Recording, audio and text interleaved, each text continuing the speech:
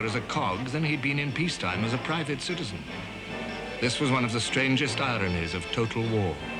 Factory canteens became commonplace instead of showpieces of a few progressive firms. National kitchens or restaurants were set up in industrial areas.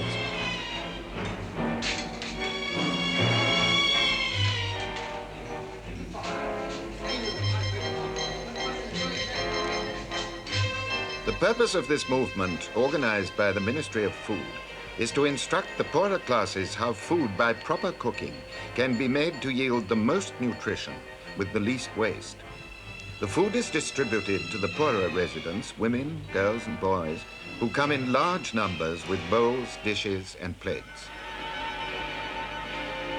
Better working conditions, medical centers, special housing for workers, high wages. These also were the fruits of total war. Lloyd George told an audience, "It is a strange irony, but no small compensation, that the making of weapons of destruction should afford the occasion to humanize industry. Yet such is the case. Old prejudices have vanished, new ideas are abroad. This opportunity must not be allowed to slip." It could not be allowed to slip. Victory depended on industry. The enemy knew this too. His Majesty the Kaiser has expressed great hopes that the air war against England will be carried out with the greatest energy. His Majesty has designated as attack targets war material of every kind, barracks, and also oil and petroleum tanks, and the London docks. The scientist and the engineer had created a new dimension in warfare, the air. The demands of total war changed the marvelous toy of 1914 into an instrument to carry death and terror to the enemy's unarmed civilians and destruction to his war factories.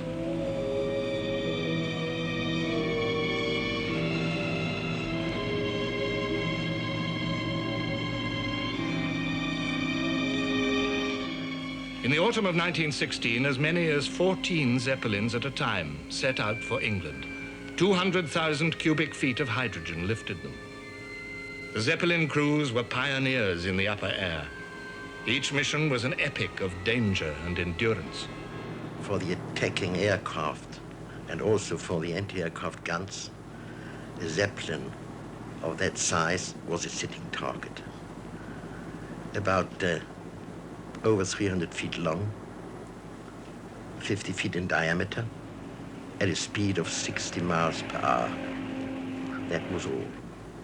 It was a very cold affair to go across to England. It was so cold that if you forgot that you didn't wear a glove at a given moment and touched any part of the aluminium structure, you would burn your fingers. And the sandwiches, which we kept in a container in the gondola, were absolutely frozen, stiff, and you had to melt part of it in your mouth until it became soft enough to be bitten off. German science gave her airmen a triumph in English skies. British science made that triumph only of brief duration.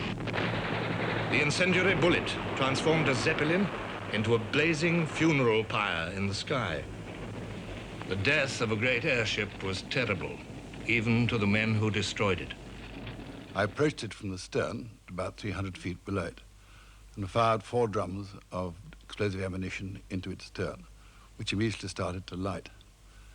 At the same time as I was doing this, one of the other pilots was flying across the airplane, across the Zeppelin from the top, over the top. And to his horror, he saw a man in the machine gun pit on the top of the Zeppelin run to the side and leap overboard. When I looked up and I saw that this Zeppelin had been picked out by the searchlights. Then there was a small glow which gradually spread the whole length, and afterwards the thing burst into one big conflagration. There was a gasp of, I don't know whether it was abhorrence or whatever it was from the people. Very much like the sound that one would get when there's a big firework display. And as it came down, very, very slowly. I heard my mother say, "Oh, those poor men up there." But there was an old Boer War veteran next door who said, "Let 'em fizzle." And so it came gradually down. But someone, I don't know whom, started to sing the Land of Hope and Glory, and it was taken up one after another by the people that were congregated there, until it seemed to, the whole place seemed to be resonant with this singing.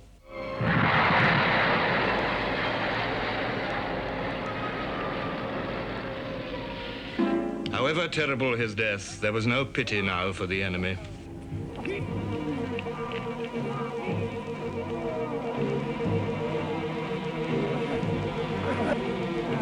Since an airship raid on London has become impossible, the air service is required to make a raid with Gotha bombers as soon as possible. On June the 13th, 1917, 14 Gothas took off on the first daylight bomber raid on London. Twin-engined aeroplanes, each carrying 1 ton of bombs. Out of science and total war, strategic bombing had been born. Wherever an aircraft could fly was now part of the battlefield. Great cities resounded to the roar of the barrage. Each raid left its tragic human litter. 162 dead and 432 injured in London in June, 54 killed in August. The British public was moved to deep anger. Anger at a new and terrifying ordeal. Anger at the feebleness of London's defenses.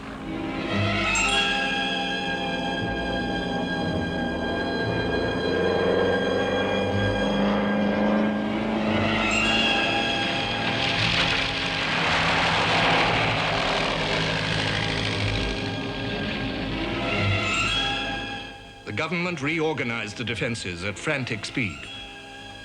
A public air raid warning system was begun. Whistles and the firing of maroons heralded the coming of the Gothas.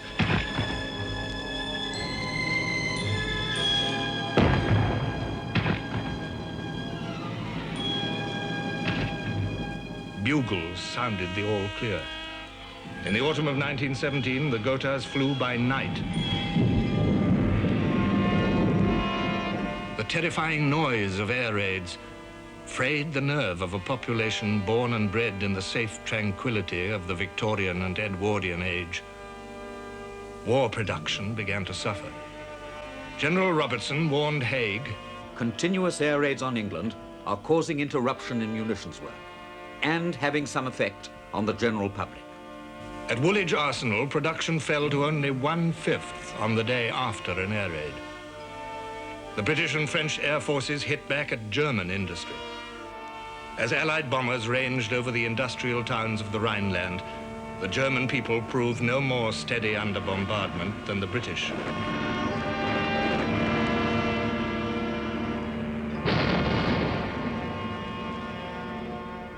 Everybody was frightened. We had to go to the cellar, and we had no electric light in our flat. All clothes had to be put on a chair so that one could dress in no time, as quickly as possible, and rush down to the cellar where the whole house met then. Air raids occurred on cloudless nights mainly, and we heard the planes coming, we heard the anti-aircraft guns, and everybody got more and more frightened. The bombers turned cities into a battlefield strewn with dead or maimed civilians, women, children. There were no non-combatants in a total war. Everyone was drawn in. Everyone was doing their bit. The war was insatiable. The men had marched away in millions and they had died in millions. Now women had to don service uniform. Today we had a unique war pageant of a most inspiring kind. A procession of 3,000 young women, representative of all the branches of war work in which female labor and ability is employed, each section distinguished by its own separate uniform. The Women's Army Auxiliary Corps, the WACS, serve as cooks, typists, telephonists, transport drivers, motorcyclists. Some work in the censor's office, decoding messages in every modern language. The Women's Royal Naval Service, the Wrens, are employed on cleaning torpedoes, signalling, making mine nets, gas masks, depth charges, and sails. The Women's Royal Air Force, known as the RAFs, are drivers and fitters on aircraft and airships. Women gained an importance as part of the machinery of victory that they had never enjoyed in their own right. Total war, rather than Mrs. Pankhurst and her suffragettes, gave women the right to vote. The Representation of the People Act of 1918 went even further. Women could now stand for election to Parliament.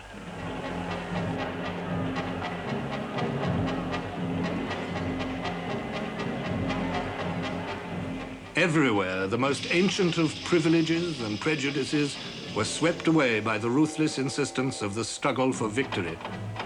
The needs of war, so simple in 1914, so demanding by 1918, had been met by the scientist and the engineer. The small of 1914 had become mighty. The few of 1914 had become many.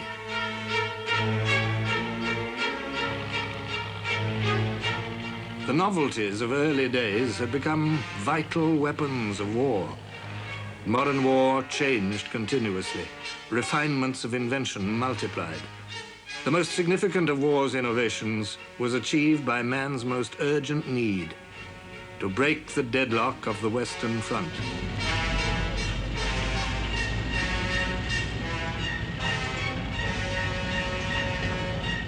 The glowing hatred of the nations put no bounds to the ingenuity and horror of their inventions. Gas that choked was not good enough. In the summer of 1917, a new gas appeared. It had a faint smell of garlic, some said, or of mustard. It was an oily liquid which evaporated very slowly. And because it had such a faint smell, the troops tended to take no notice of it. And when they did feel their eyes smarting, they were too late. It was a dreadful substance. If they got it on the soles of their boots, it would go through and burn their feet. If they went with some on their boots into a dugout and slept there, they would gas everyone in the dugout. One man could go in with some on his boots into a hut and gas everyone in the hut. What total war demanded, the scientists and engineers diligently provided. Paris, 7:20 in the morning, the 23rd of March, 1918. An explosion, and another, at intervals of 15 minutes. Yet no German aircraft was over the capital, and the nearest German lines were 75 miles away. A new fear came to a great city. What had caused these explosions? Rumors, speculations seethed through the streets of Paris. Then the French authorities announced, "The enemy has fired on Paris with a long-range gun. There are about a dozen dead and about 15 wounded." A gun with a range of 75 miles. Allied experts believed it beyond the scope of technology, but Germany had made it. She had made 3. Each gun weighed 154 tons. It rested on a 26-ton cradle on a railway wagon of 210 tons. The most colossal gun ever made.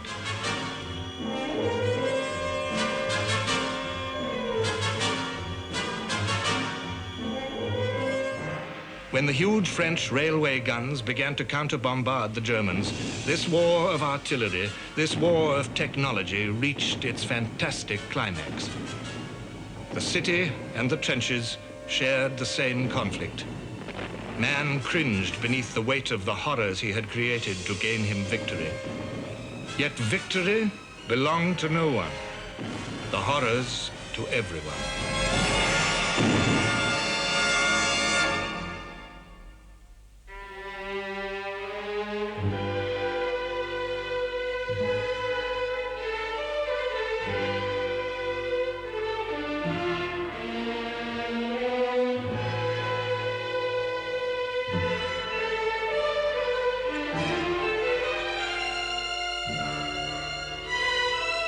England.